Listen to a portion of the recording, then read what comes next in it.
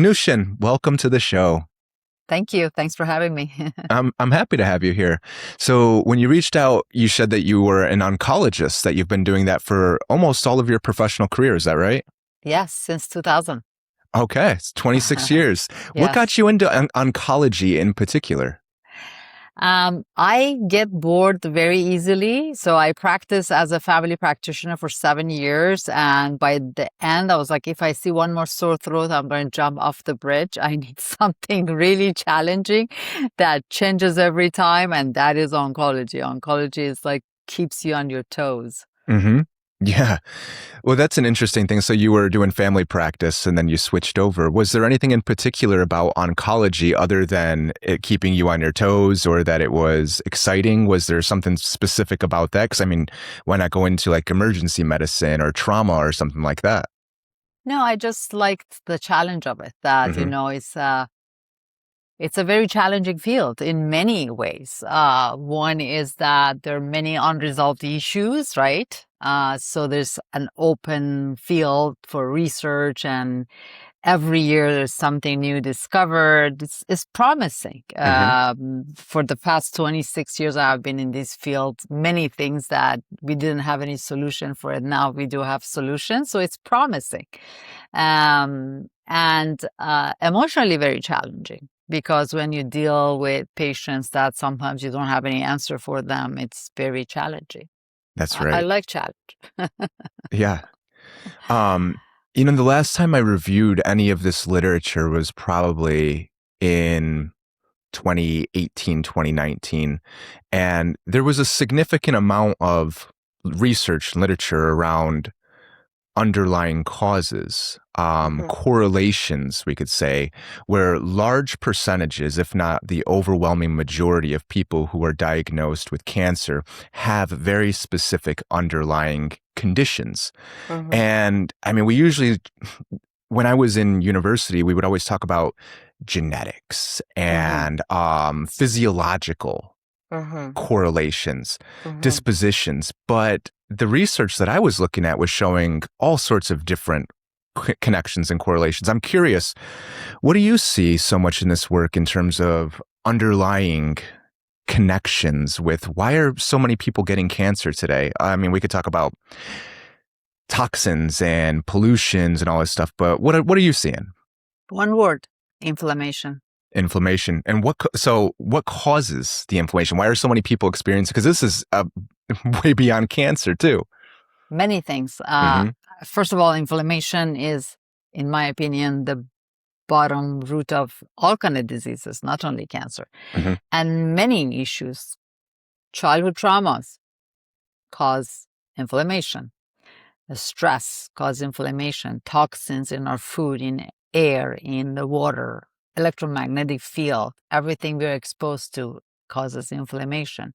Sugar causes inflammation. So uh, we don't have a screening or preventive measures for every type of cancer. But if we focus on how we can reduce inflammation in our bodies, we not only reduce the risk of cancer, but also we reduce the risk of dementia, we reduce the risk of all kind of diseases. What is the functional purpose of inflammation? Like, what is the benefit of Mhm. inflammation in the body?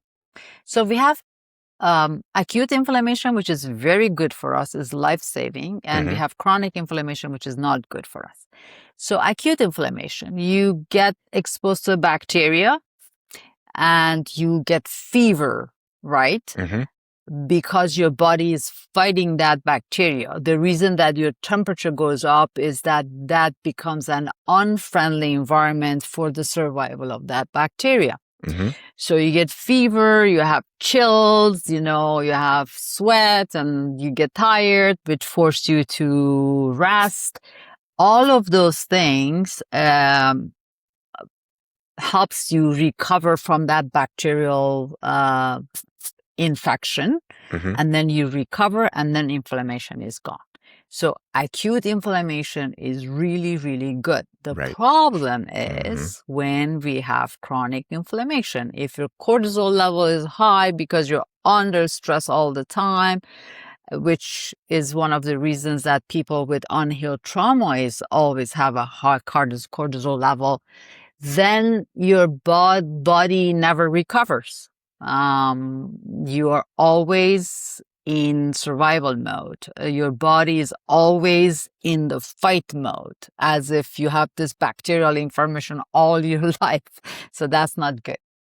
Yes. So the inflammation then is kind of this way of addressing threats, Correct. dangerous things that are in not just your body, but in your living experience. And Yes. short term, of course, it's very good to identify and recognize threats and then deal with those threats. But when this becomes chronic, it's always here. We start to get into this idea of, well, then the body can't really distinguish what's really a threat.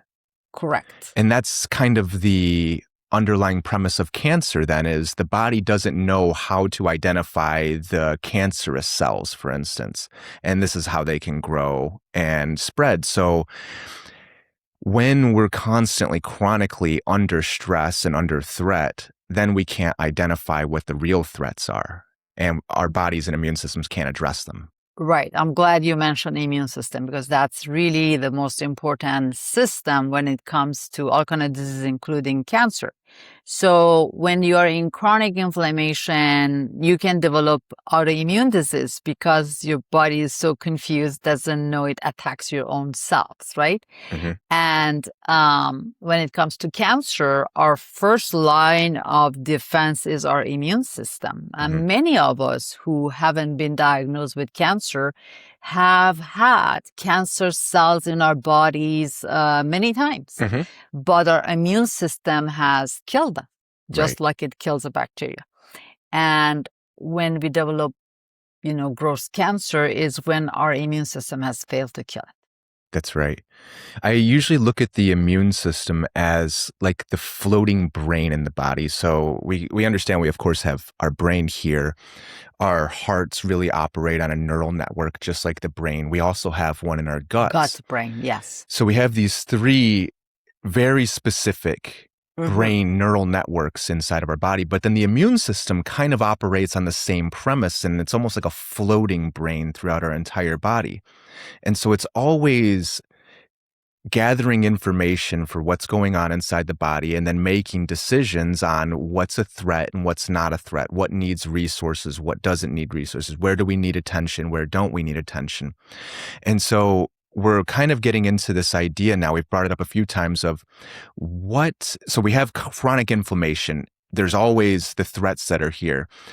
What is the big thing that is, one, causing that, or two, eluding or confusing the immune system so it doesn't know what is the real threat? Or, in an autoimmune condition, the immune system is attacking the body in a sense, right? So how does this confusion or misunderstanding take place? Well, part of it is the function of cancer cells themselves. Mm-hmm. They are very tricky. So they can hide, they can change the way the proteins on their cell wall act, they can hide themselves.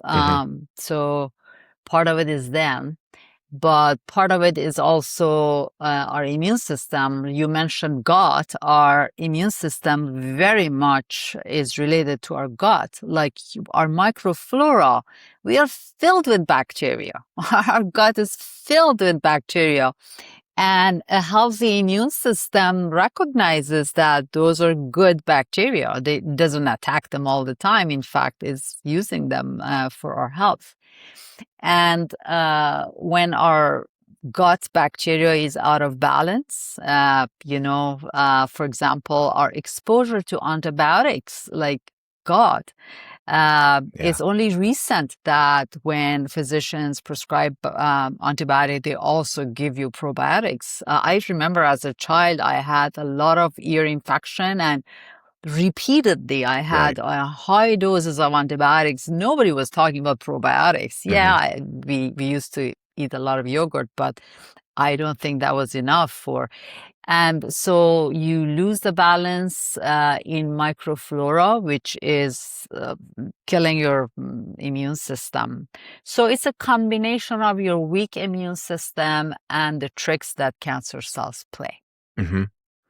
Yeah, that's a really interesting thing is how frequently are we given things, whether Mm-hmm. it's just in like mainstream food Mm-hmm. or prescriptions of antibiotics, antivirals, all these things that are, and they are prescribed so readily and quickly. Right. You know, I mean, I get bit by a dog and I go to the doctor just to have it looked at and checked out. And the first thing they want, antibiotics immediately. Yes. Mm-hmm. It's not a, well, let's look at this for a couple days. Let's check and see what Right. develops. Mm-hmm. We don't have the time, we don't have the resources, we don't have the capability for it. So we go straight to, let's Mm-hmm. get these antibiotics. And that, of course, just destroys all of the bacteria that's in your gut and throughout your body in a sense. So we have all this beneficial information inside of our body, but then we have so many things that are destroying that as well. It's Yeah. And sadly, very sadly, prescriptions are not the only source of antibiotic in our body. Our food yes. is the major source of antibiotic in our body. And I The don't think that milk most and people, the chicken and mhm, everything you buy in supermarket. right. And I don't think a lot of people are aware of that. They don't. Like when you look at food packaging these days, it'll say specifically on there, never treated with antibiotics in Right. some situations. Mm-hmm. So here's this idea that if your food is, of course, treated with that, if you're eating beef and the cows are constantly treated with antibiotics so they don't get Mm-hmm. sick and die from the conditions that they're living in, those antibiotics don't just go away. It's in their meat. And then when you eat them, you're also consuming those antibiotics. So it's Absolutely. the Mm-hmm. half-life of them, they don't just die off, they continue to stay in there, and then we are ingesting it through the food. Right, right. So it's a chronic consumption of antibiotics because if you're drinking milk every day and you don't know that it's in your milk, if you're eating chicken and meat every day and it's in your food, you don't know. You're constantly onto antibiotic 24/7. Everywhere, getting it from everything. And I mean, are we even considering what's in the water? Because Yes. these chemicals, how does a chemical like an antibiotic, I mean, we could talk about forever chemicals here in just a second, but like, Yes. how does an antibiotic actually break down? So if it gets into the water supply, for instance, if a cow is treated with it, it survives for years through the cow's life, and then when we consume it, it's still active and strong. Right. How does a chemical like an antibiotic break down? Depends on the chemistry of the antibiotic. Hmm. As you know, some of the toxins are clear through our kidneys and some of them are clear through our liver. Hmm. So both of them are putting pressure, a lot of pressure on our kidneys and liver to detox those and clear those. Okay. So yeah, our bodies can break them down. What about like naturally, do you think? Like how would if, you know, there's antibiotics that, I don't know, get into soil and gets into plants or the animals are consuming them, how long is the half-life? What would it take an antibiotic to break down and neutralize?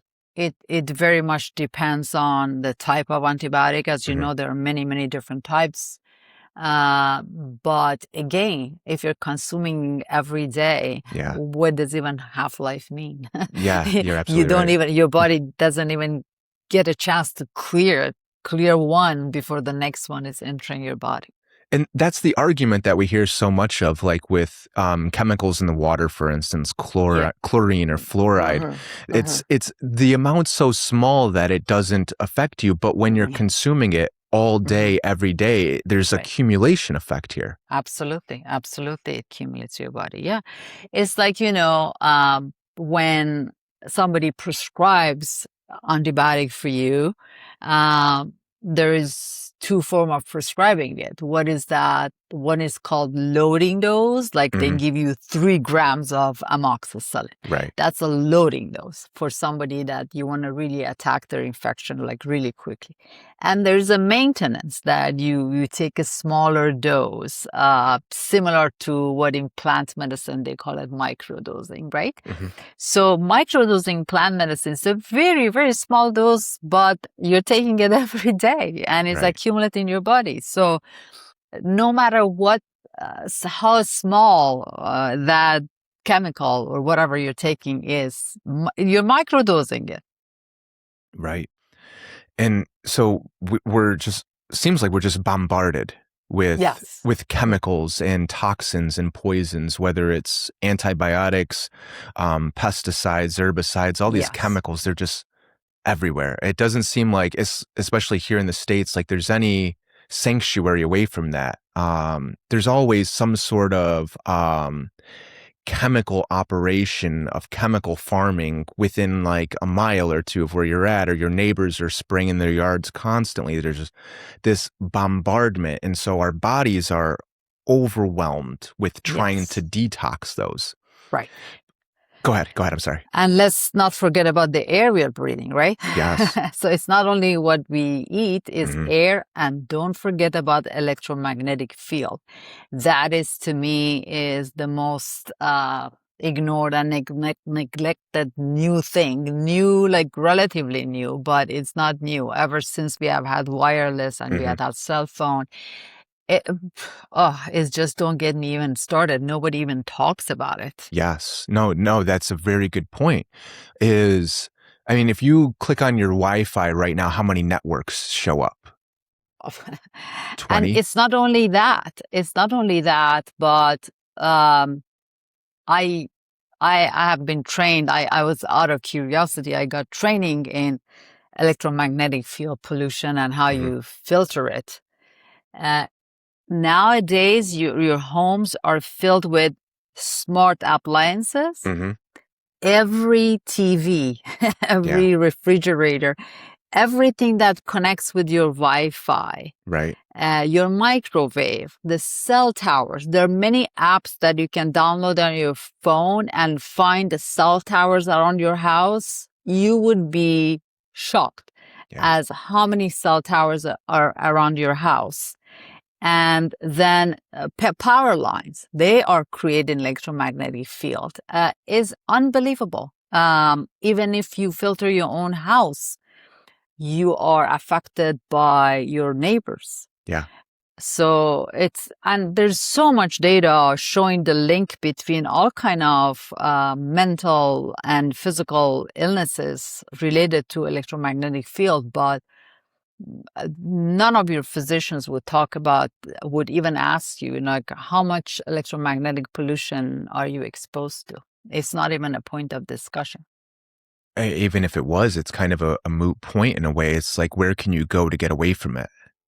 You can filter it. There's this company Mm. I work with. It's called Spiro, Spiro. Mhm. They have a variety of filtration discs. I hired them 2 years ago. They're Mhm. not cheap, obviously, but in my opinion, that's one of the best investments you can make in your health. They spent 2 days in my house, 2 days, just calculating all the sources of electromagnetic field in my house, from my neighborhood, from the cell towers, from the Mhm. power lines, from my own devices. And then with very specific and comprehensive calculation, they designed literally a bubble in my house by placing different, like they have different sizes and different shapes of filters. And they place them at different, like they have these square ones, they have these round ones, different power of filtration. And they have filtered my entire house. And Mhm. when I go out of the house, I hang something on my chest. I have something at the back of my phone. I'm constantly filtering. You have to protect yourself because it's really dangerous. No, that's absolutely right.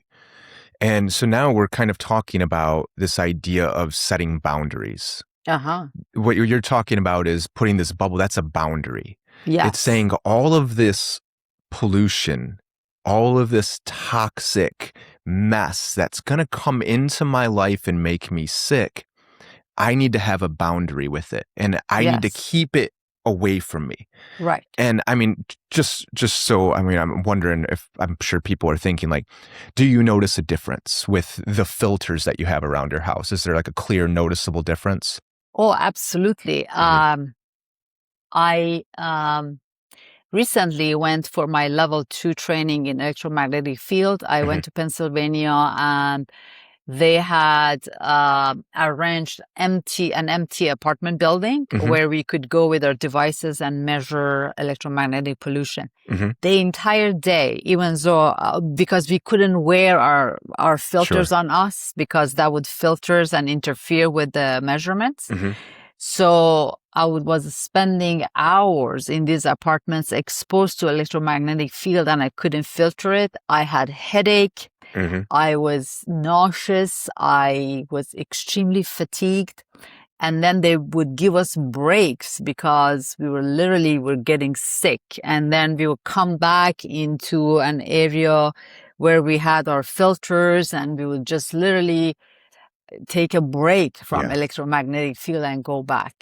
If you filter, like if you're constantly exposed, you don't even know Yeah. how bombarded you are. Right. But if you start filtering and you go out in environment where it's not filtered, your body immediately recognizes. Yeah. It's kind of like being in fight or flight mode your whole life. And then you step outside of it for just a moment and you go, oh, whoa, Yes, wow. Oh, that was all there this whole time. I didn't even notice it. exactly, exactly. I went on a cross country bike trip Hmm. back in 2015, and it was 8 months, and I spent every day outside. Okay. And so I would go through these areas that would be just super rural, forested Uh, areas where no cell service for days. wow, wow. And I mean, it's kind of difficult because, you're loading up maps and trying to figure Right. out where to go. So Yes. it can, but no, you couldn't connect to a cell phone for multiple days. So you'd have to Right. know exactly where to go. And I would notice that there was this clarity and like this Hmm. weight had been taken off of me.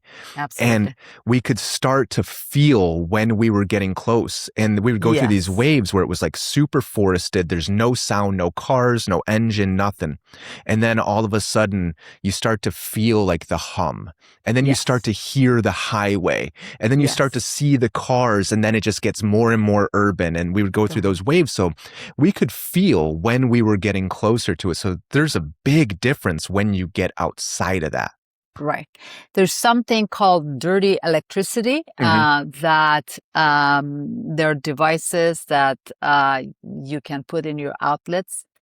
And before you put those devices, there is a measurement tool that if you put in the outlets, there's this constant annoying noise that without that device you don't hear it, Yeah. but when you put that device, this noise is 24/7 coming out of your outlets. It's unbelievable how exhausting it is to Yeah. be exposed to that noise. So when you're telling me that when you were getting closer to the areas where civilization exists and your body could hear it, even if you hear that hum, but with that measurement device, it's a very loud, annoying noise. Yes. I mean, this is like a lot of what the discussion around data centers is right now is Oh, the gosh. constant noise, the constant hum, all of those electrical Yes. circuits just constantly making all these Yes. fields. And I mean, the people who live near them are just, they can't sleep anymore and they're trying to No. insulate their houses. And it's too much. Yes, it is absolutely too much. And the most sensitive people are children. I feel Hmm. really, really bad. And we are wondering why the incidence of ADHD is high. That's why. No. So you're bringing up a really good point here, which is we were just getting onto, we're setting boundaries here. Yes. And I mean, essentially, that's what your immune system does, right? Is it's The it's immune it's a system is our boundary. boundary. Yes, It's a exactly. boundary setter, and in conditions like autoimmune or in cancer, is what we set the boundary with gets very confused. And so here we talk about children are so sensitive. Yes. And so when we're talking things like childhood trauma, where you can't set boundaries or you can't trust in your gut or your heart or the things that you're feeling, is like if your parents, the people that you're programmed for connection with, are threatening to you, they're dangerous, you don't know what's a threat and what's a connection. So there's this really difficult time in distinguishing what's a real threat and what is actually the thing that I need. Beautifully said. Beautifully said. So with childhood traumas, what happens, 3 glands, hypothalamus, pituitary gland, and adrenals, they're really connected. And what happens, hypothalamus detects threat and activates pituitary gland, and then pituitary gland activates adrenals, who secrete cortisol, right? It's like danger, danger, danger, danger, and then cortisol, cortisol, cortisol.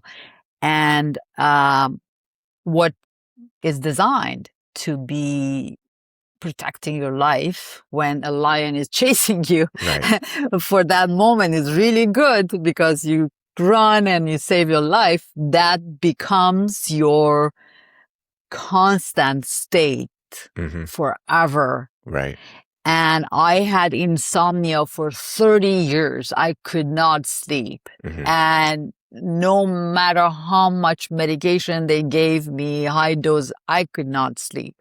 And it was because of my childhood trauma, because because I had been exposed to a lot of sexual abuse, and it was happening at night in my bed. I go to bed, close my eyes, and my hypothalamus like, uh-oh, it's like danger, danger, danger. Right.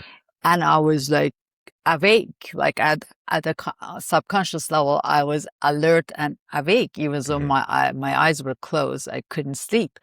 So that becomes really, really the basis for all kind of diseases, physical, mental. Destroys you. I think that, I mean, this is becoming a widespread conversation now. People are becoming very aware of this, but also we hear like, that happened when you were a kid, it shouldn't be affecting you now. This is what a lot of people like to say. Yes. But get over it, right? Get over it. Suck it up. You shouldn't be dealing with this. But when you go through something like that as a kid and it's chronic, meaning that it's happening consistently, you can't get away from it. So your body can never let go of the being alert. That's what your body's developing in relationship to. So while your nervous system, while your hormonal systems are all developing, they're developing in relationship to a constant stimulus of high stress. Yes. Physically life-threatening stress. And so this is what's normal. And like, just like we were talking about with the fields of information that are hitting you, all the data, you don't notice it until you really get out of that. So this is just like a normal baseline for people. They say, oh, I have anxiety, I have ADHD, I have insomnia, and I don't know anything outside of that. So it's really difficult to say what could even be outside of this pattern of constantly being alert, constantly being on edge, being in survival mode. So childhood traumas literally wire your brain a certain way. Right. And that is why you have certain patterns, whether that's insomnia or you get triggered by something. That is your brain wired a certain way. It's out of your control. That's your brain.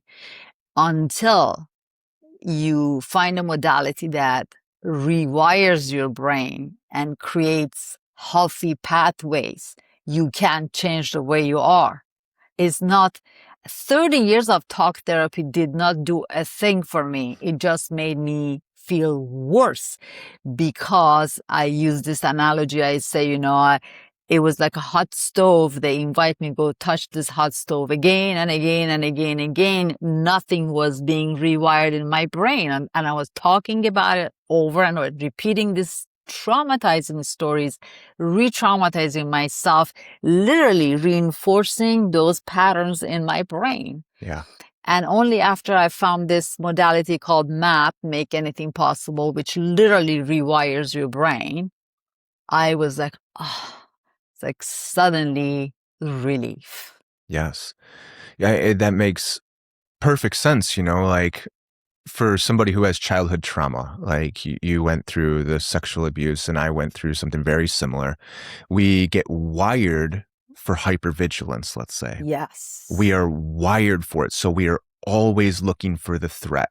And especially when you're in a circumstance like in your bedroom, which for a lot of people you would think is a safe place. I can Right. close the door, but no, you put me in there and I'm looking for who's coming through Exactly. my door constantly. Right.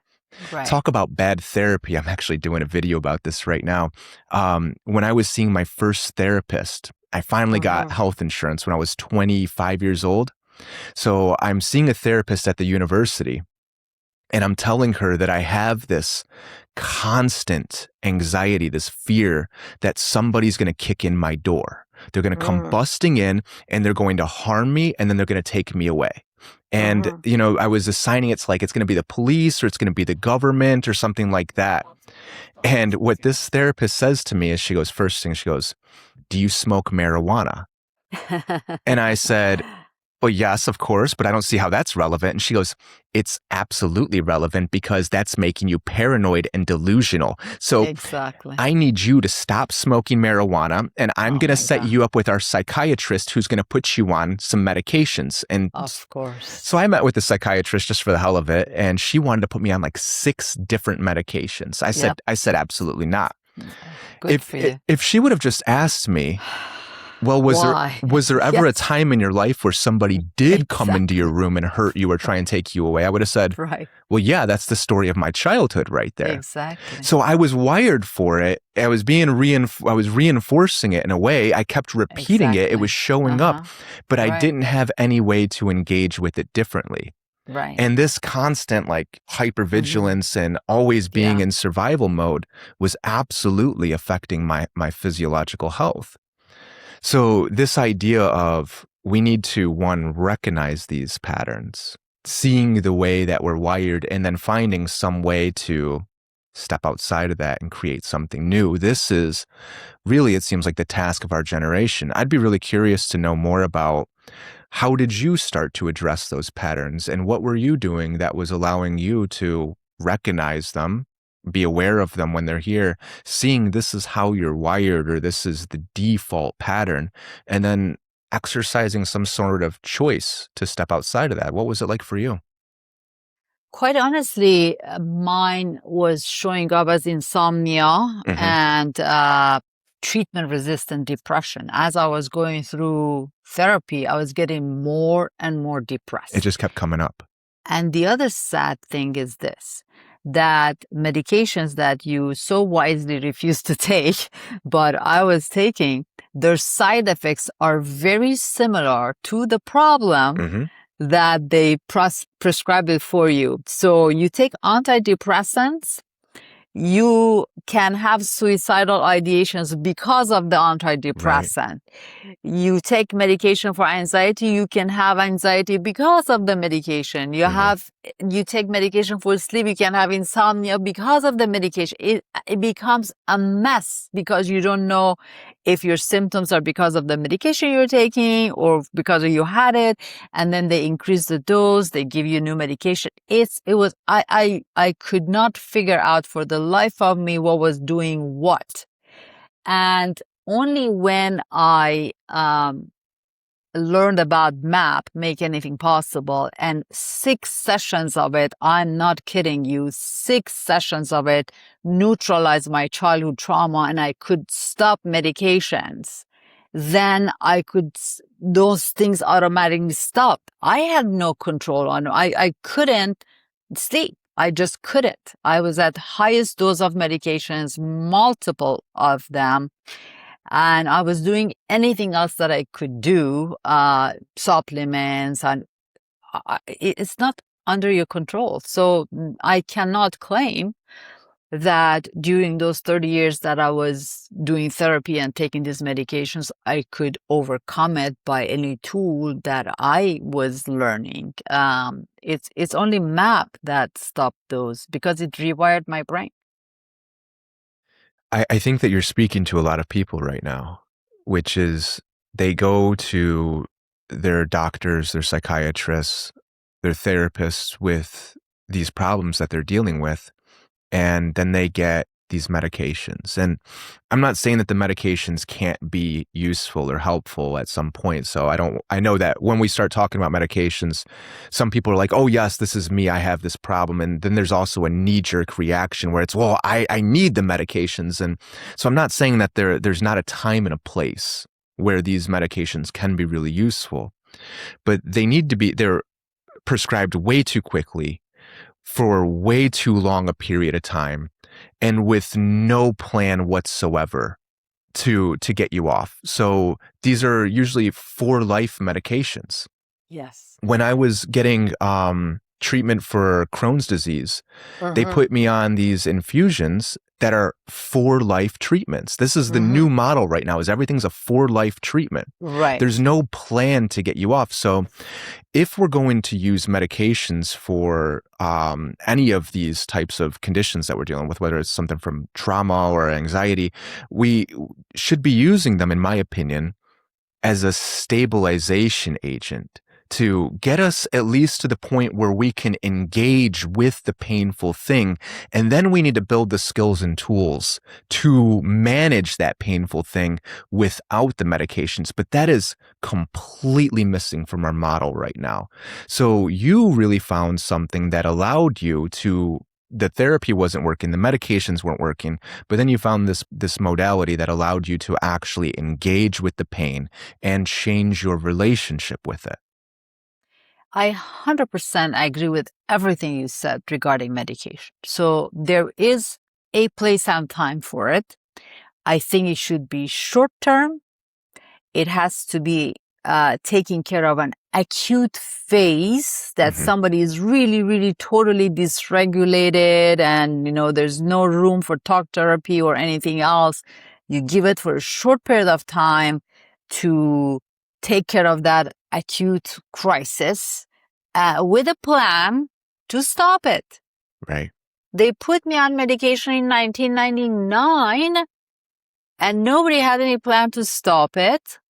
And they don't tell you that these medications are addictive, so your body develops dependency. You go from 0.25 to 0.5 to 1 Tolerance. to 1.5. You just keep going up. And then, okay, this medication doesn't work. We're going to give you this one. You just keep going through this medication with no plan. The best thing that happened to me, which at the time did not feel like the best thing, was when my psychiatrist sat in front of me and said, I have nothing else to offer you. And what I heard was that what he was telling me was that he had reached his limit of what he could do for me or whatever tools he had in his box. What I heard was that that's the end of me, because I'm so dependent on what he can do for me that if he doesn't have anything to offer me, there's nothing else for me. And I couldn't be any more wrong. But my survival mode kicked in. I was like, okay, if he doesn't offer, I'll just go grab anything. Up to then, I was like reliant on data. I'm like, okay, I don't care about data. Tell me what to do, right? And I tried many things that didn't work, but I was determined to get better. And then a map came along and I used that. So I agree with you that it should be short term. Not every family practitioner you go to and say, oh, I have been sad, should prescribe antidepressants like it's happening now. It really has to be by a psychiatrist. And unfortunately, this model of whether it's diabetic medicine or whether it's for statins or whatever, pharmaceutical companies make billions of dollars when they put you on a medication for the rest of your life. And that is the model. And looking at it from a profit-driven, where making money is the bottom line, not caring about the well-being of the planet or individuals or societies. I mean, that's a fantastic business model. when you look at it from that way. Yeah, if I can Yeah. sell a product and I'm going to make people hooked on it and they're going to need to buy it from me for the rest of their life, I have guaranteed income. And Yes. it's also terrible for everything else. Yes. It's And absolutely as horrible. the patients come to me, they're like, I don't know, 70 years old. They're on 50, Yeah. 50 medications Mhm. because 30 years ago, somebody put them on first one and then second, Yeah. third. Nobody's stopping anything. It's just add those like 50 medications. And no doctor's talking to the other one. They're just adding, Yeah. giving more. And then you think the pharmacist is checking. No, they're not checking either. It's like, it's a disaster. I don't know what to tell you. No, it really is. And so when you were talking to your psychiatrist and he said, I got nothing else for you, that seems like it was a really big turning point, because when we're relying on doctors, when we're relying on Mhm. psychiatrists or therapists or coaches and guides or the pharmaceutical companies, we're looking at them to solve our problems for us. And so we give them all of our autonomy, all of our agency, all of our power that we carry around. And we Mhm. say, here's everything. I consent to you. Do what you will with me. And as we've just Right. covered, these people do not have our best interests at heart. Right. But Mhm. when this psychiatrist said, I got nothing for you, as painful as it was when you heard that, there was also, it sounded like another part of you who said, I have the answer here. The wisdom isn't out there. Yeah. I'm the one who has to be responsible for this. This absolutely was a turning point for me, not only personally, but also professionally. Uh, Personally, that day, I came out of his office. There was a bench outside of his office. I sat there. I just kept crying for an hour. I couldn't even drive home because I couldn't see a future for me. I was like, how do I even go home? What do I do? It was such a shocking moment for me. And you had to go through that alone, I assume, too. Yeah, Yes. so he And I just like was, gave you this news and then said, and there's the door, goodbye. bye-bye. Your 45 minutes is over, right? And I really liked him. He was a very nice psychiatrist. I had been working with him for many years. And in many ways, I don't blame him. I blame the system he was trained in. Mhm. Um, and then I come home, I'm like, okay, I either have to end my life or I have to find a way, right? And I had a young child, and I'm like, no, I can't end my life. I have to survive. And I start trying different things. Now, eventually, thankfully, it took many years, but I finally found something that healed me. And that helped me very much professionally because I came out of that box. I became a completely different physician. And I'm like, okay, I'm out of the box now. I can look at the whole person. I am not, um, I learned the relationship between traumas and diseases, including cancer. So as an oncologist, I'm like, oh, it's my responsibility to address patients' childhood traumas. As Yeah. an oncologist, it's my responsibility. And then I'm like, okay, just because there's no data about this, it doesn't mean there's no role for it. These things healed me. Why not? I started opening up to the idea of energy healing, which is like, you can't talk about that in medicine. And then I'm like, I have been an energy healing for 26 years. Radiation is nothing but energy. So it just completely opened my mind about everything. And before that, if my patients were talking about things that was not in the box of Western medicine, we consider them liability. I'm like, Mhm. like this person is talking about electromagnetic fields and magnetic matrices. I'm like, what are they talking about? And like, and then I could listen. I'm like, oh, wow, okay, let's talk about it. It just Yeah. completely changed me professionally. Yeah, I mean, well, professionally and personally, those two are interconnected, because professionally, you're using the analogy of a box, but Yes. the mindset is very stiff and Yes. rigid and inflexible, and that is what happens when we get traumatized. is Mhm. the word trauma is to wound. So you get Yes. wounded when you go through trauma. And when you get Right. wounded, if you get a flesh wound, it Mhm. heals, but it becomes a scar.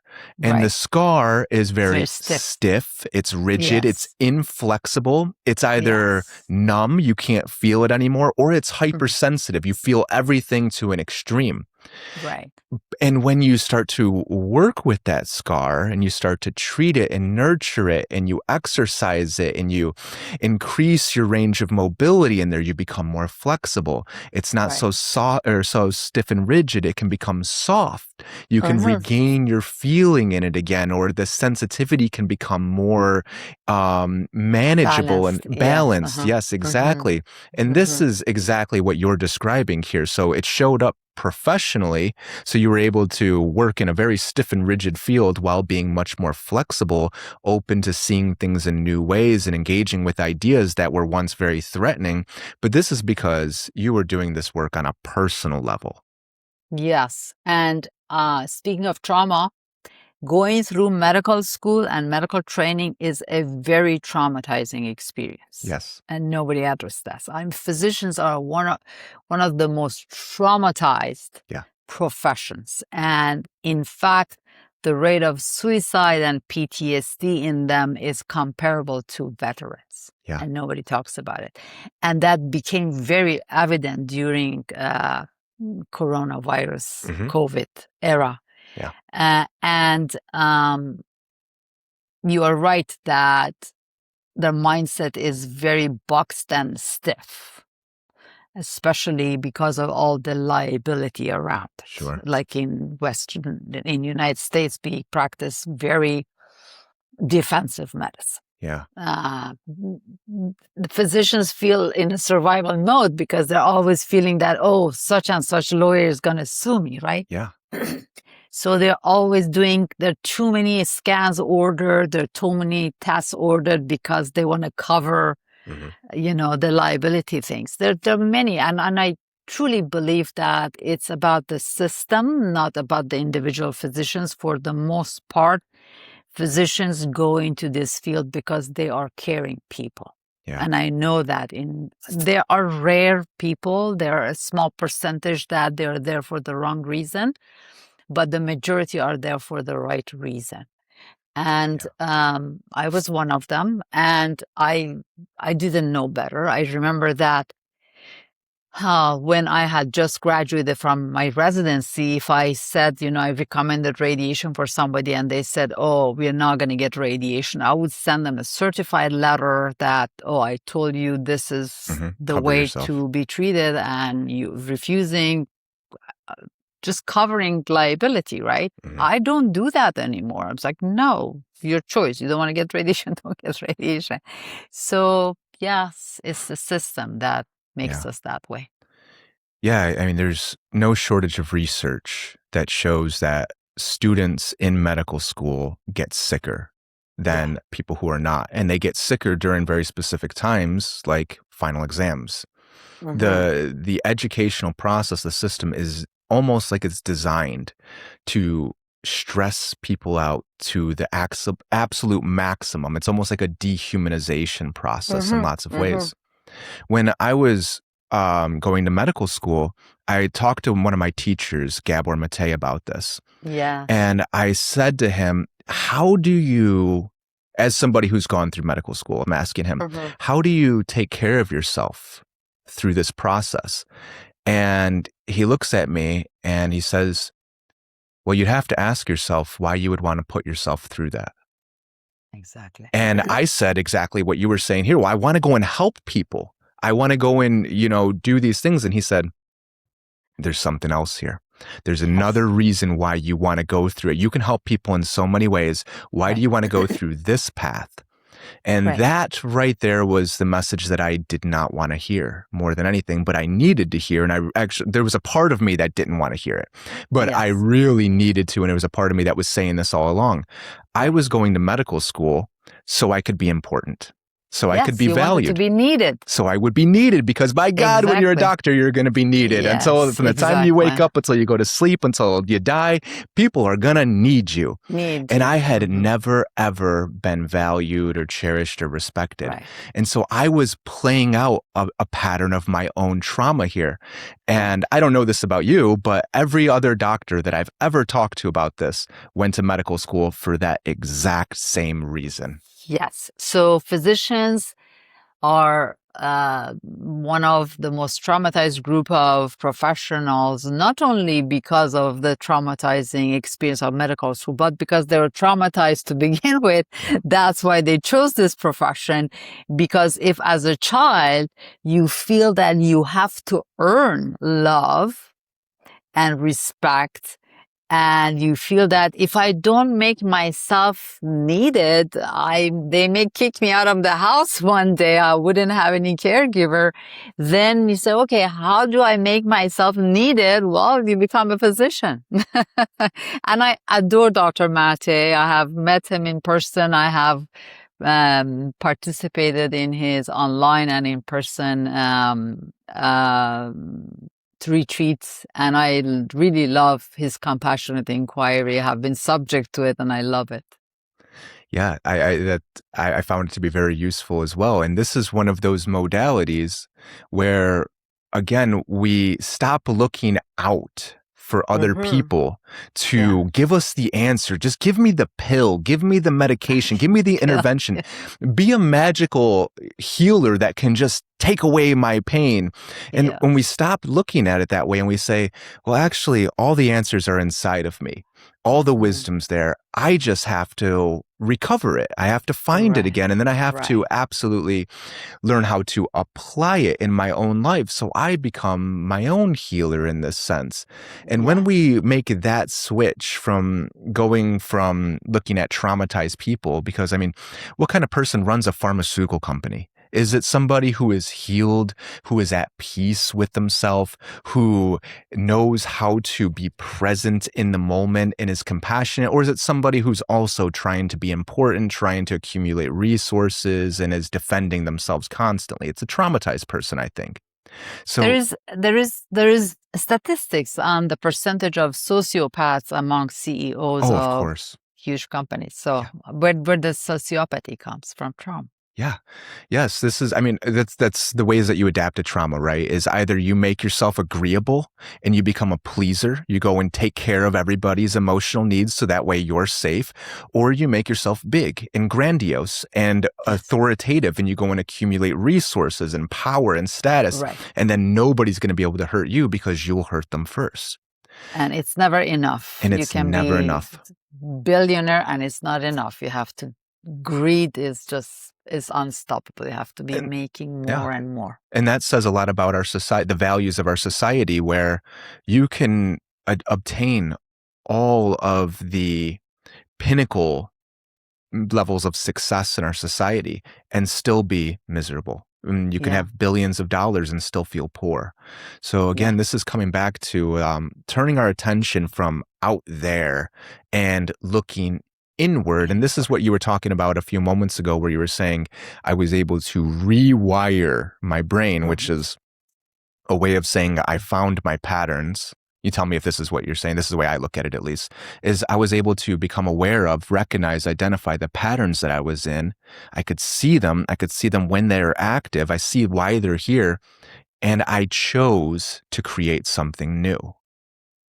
Right. So again, I use a very simplistic analogy, but what therapy was doing for me for 30 years, they were inviting me to touch the hot stove and reburn myself over and over again. And that's why I was getting worse. What MAP did, it took the temperature of the stove down to almost zero and then invited me to touch.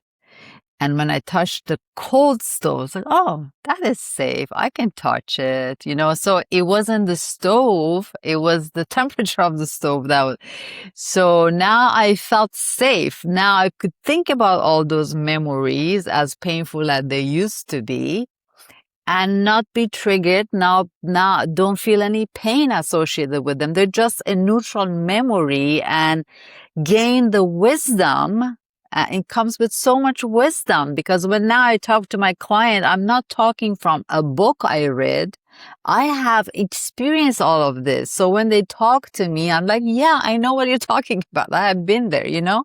So, that's the beauty of something like MAP, that, it's not hypnosis. Nobody makes you wipe the memories, but turns all that pain into wisdom and into empathy, that you can connect with people who have had similar experiences and be authentic with them. And that's why I share so openly. I have written my memoirs because like a few years ago, when the psychiatrist told me I don't have anything to offer you, I felt so hopeless and helpless. I felt like a damaged good that nobody could fix me. And that's, I don't want anybody feel like that.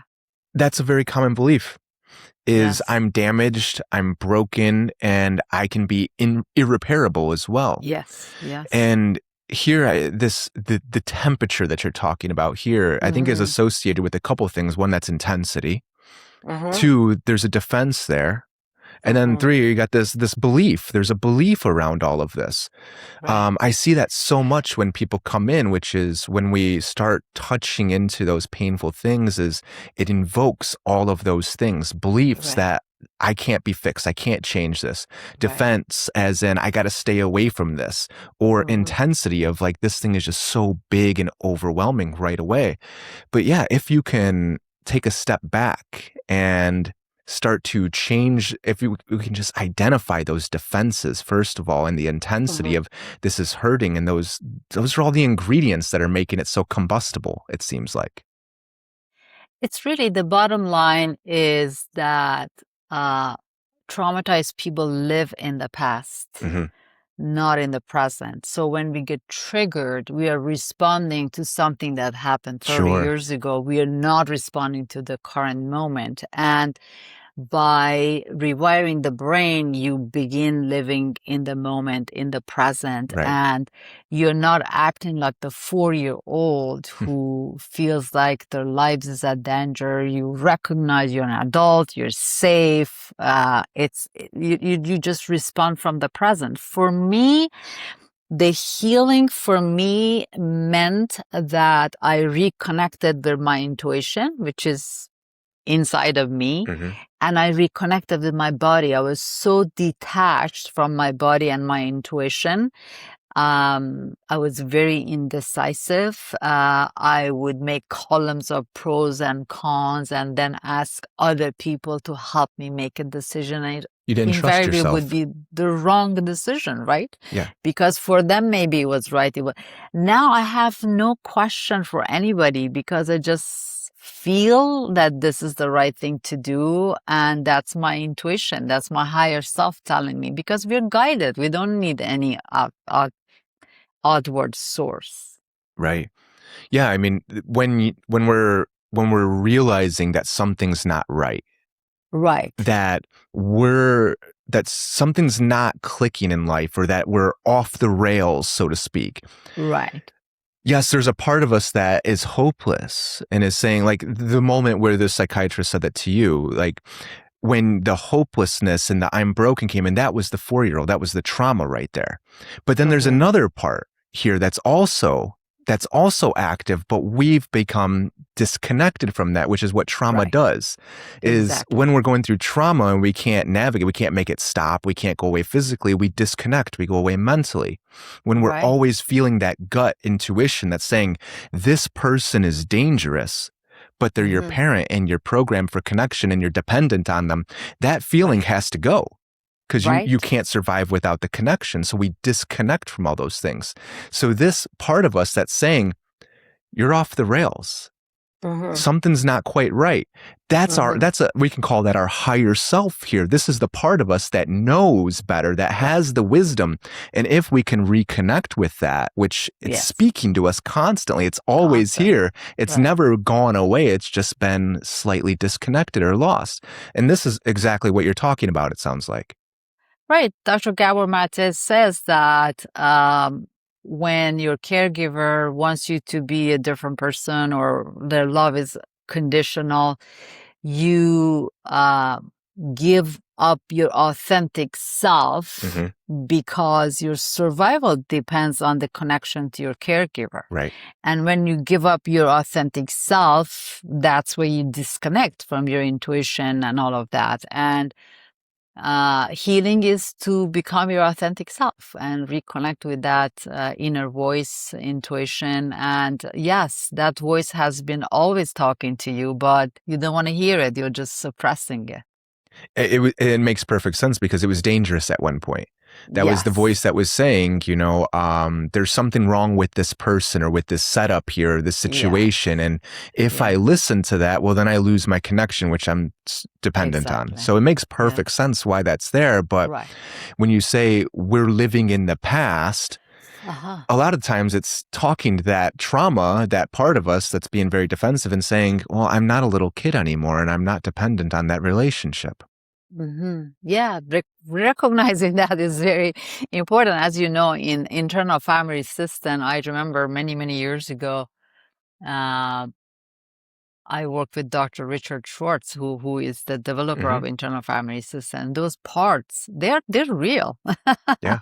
they're different ages. Like you have a kindergarten of your different ages existing in you.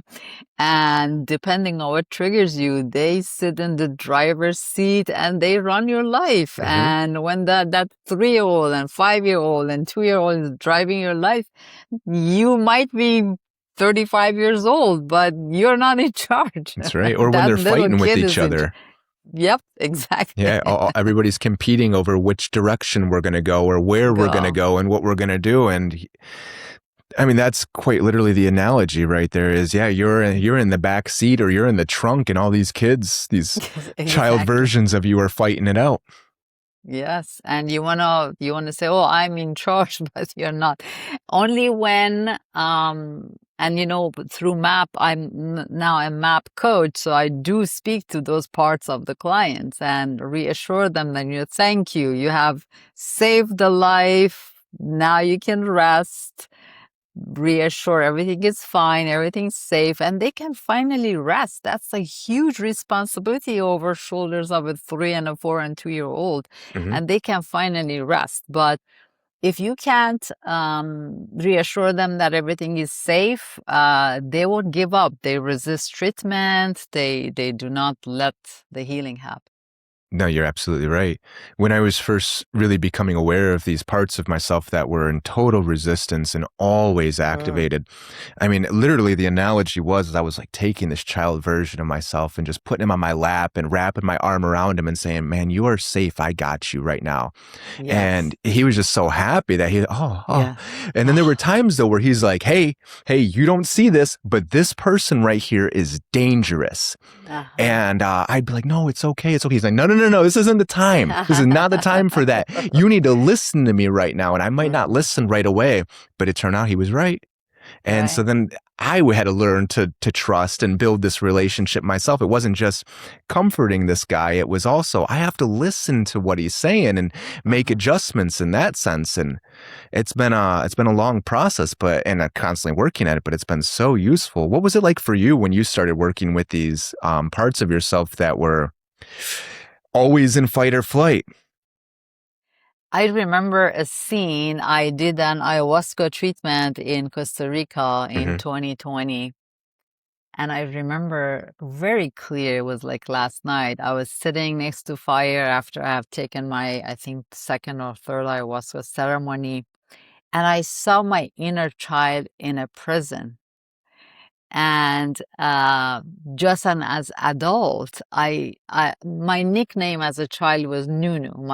Instead of Noushin, my family member called me Nunu. So I called my inner child Nunu.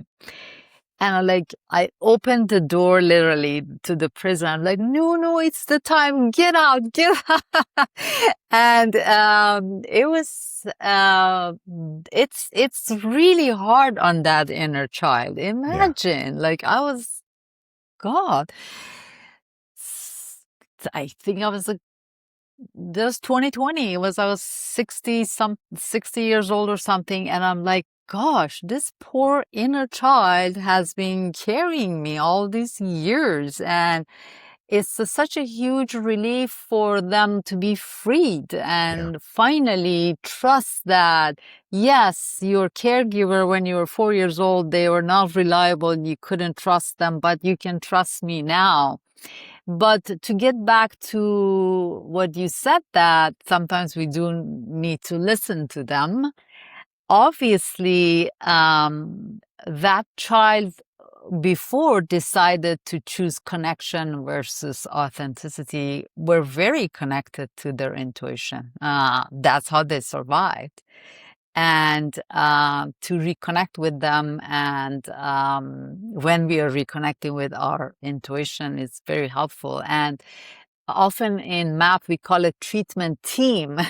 They're still members of the team, Hmm. but instead of being in charge, the adult is in charge, but we also include them in the team. Yes. And that's how a good leader should do, right? They shouldn't be Yeah, yeah, authoritative. They should be taking the yeah. feedback of everybody.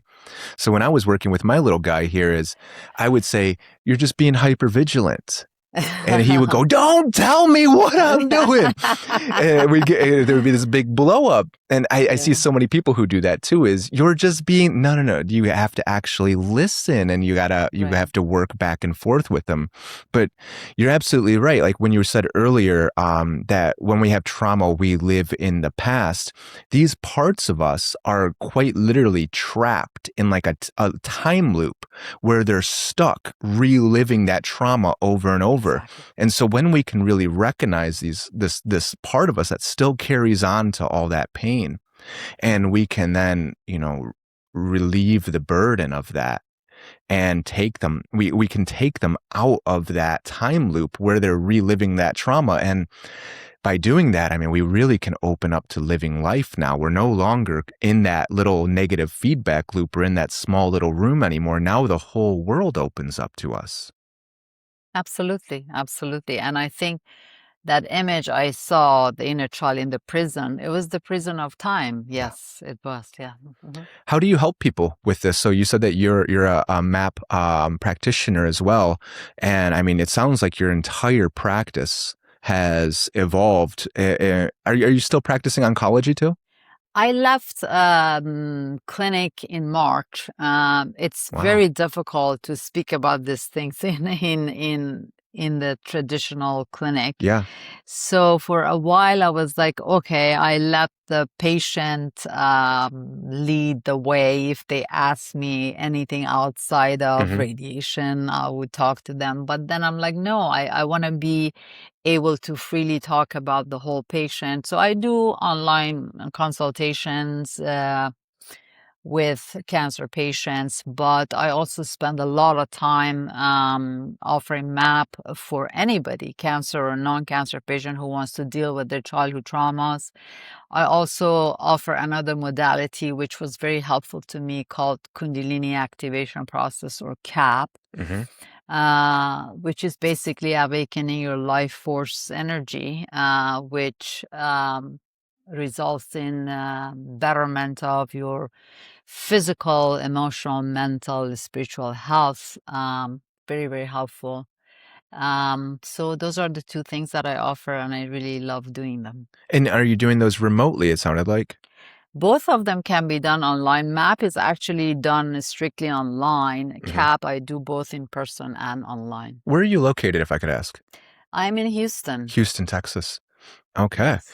Wow, that's really incredible. So you fully walked away from the medical practice. Yes. Congratulations. Thank you. I mean, I'm I not. feel better. I imagine so. What was it like for you after you stepped away from the practice? I feel better. I feel better because I wasn't being myself. You know, Hmm. again, I Yeah. wasn't being authentic. I had to be a certain way to keep fitting myself in that box. I was out of the box, but practicing in the box. I'm like, okay, I better get out of the box completely. It seems like the medical practice, in a way, like we were talking about why people go to medical school, it was just one more layer of the time loop that we can get stuck in, or another layer of the box, as the analogy that we're using, where we're still confined by these same parameters. And yeah, stepping outside of that seems like it gave you a lot more freedom to, one, live Yes. your life, but two, pursue these avenues of healing that are more in line with who you are. Yes, I like the freedom that I can talk about everything with a patient. I'm not limited to just talk about radiation therapy. And again, I don't have anything against it. There are many wonderful radiation oncologists out there, but I don't know many oncologists who talk about trauma. I hear you. I've had, back in 2017, 2018, a partner of mine had stage 4 cancer and ended up passing, and she was looking for so much of this stuff. And that's, I mean, why we worked so well together, because this is the area that I was into. But in terms of finding somebody in the medical field who's aware of these things was just so difficult. So it's so nice right now. I mean, again, I've known so many people in my age that have gone through very intensive cancer treatments, and it seems like it's just getting more and more common. Not just for, it Yes. used to be just after a certain age that was where it Hmm. was becoming common, but now it's, in your Younger and younger. younger and younger, so many kids, so many teenagers, early 20s, 30s, everybody's Yes. getting it these days. So it's so nice to hear you talk about all of these different approaches, your own story, and still being available and working with people in these capacities. I think there's a lot of people looking for this right now, and it's good to hear that you're offering it. Thank you. Thank you. I appreciate that. Hmm. Tell me, while we're on this topic, where can people find any information about you, or where can they find your work at? I have two websites. I've separated them. One is Heart to Heart Cancer Consultants, which is they don't have to type all of these words. It's letter H, number two, letter H, letter C.com. That is for my expertise as an oncologist. If anybody wants to talk about prevention or treatment, I would offer my expertise there. I have another website called Healing by Heart, and Heart is HART. And that is where I offer my MAP and CAP. And also I have other modalities such as Spiro for filtering electromagnetic field. I use Kangen water myself and things like that, helps you have a healthier environment and healthier life. Wonderful. I'll be sure to have those linked in the notes below. We're coming up on time here. I mean, hour and 15 has just flown by so Yes, quickly. I'd talk to you all day. me Um, too. is there anything that you want to leave listeners with, a final message or anything that you want to share before we part ways? Yes, a couple of things. Number one, I have always said that, but more than ever at the age of AI, you are in charge of your health. We are in shortage of physicians and nurses. And me as a physician, when I go to my doctors, I see it firsthand. They have 15 minutes for me. They don't look me in the eye. They're looking at their computer. They don't hear me. Is in and out, and I have to go through hoops and loops for them to even pay any attention to me. And I know that I'm a special patient because they know I'm a physician. And just from liability standpoint of view, they pay more attention to me. And I have always said I have no idea how an average person navigates our healthcare system. So you are in charge.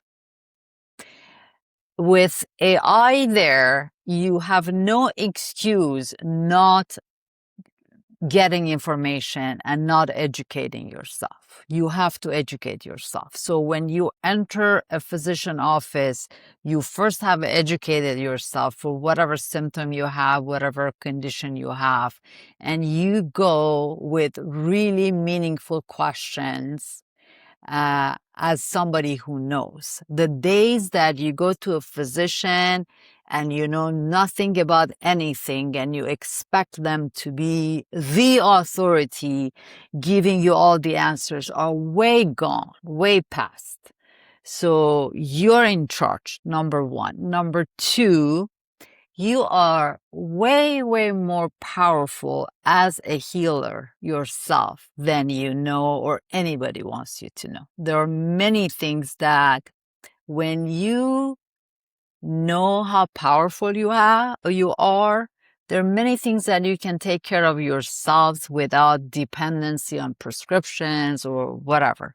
Again, I emphasize that I have nothing against the standard of care, but be wise as whether you take what they recommend to you or not, because many times their knee-jerk reaction for a 15-minute visit is to prescribe something for you. Study it, look at the side effects. Do I really need this? And ask questions. And the last but not least, never, ever, when they tell you that they don't have anything to offer you, never think that that is your limitation. It's their limitation. Don't give up hope. Just keep looking and you'll find the answer. Empower yourselves. Yes, absolutely. Yeah. Take back your agency and your autonomy. And yeah, you got to be the one to find the answers. It's all in here. Yes, absolutely. Beautiful messages to leave with. Noushin, this has been so lovely. I'm really glad that we got to connect. Thank you for sharing all of this. Thank you. Thank you for having me. It has been a beautiful conversation. Thank you.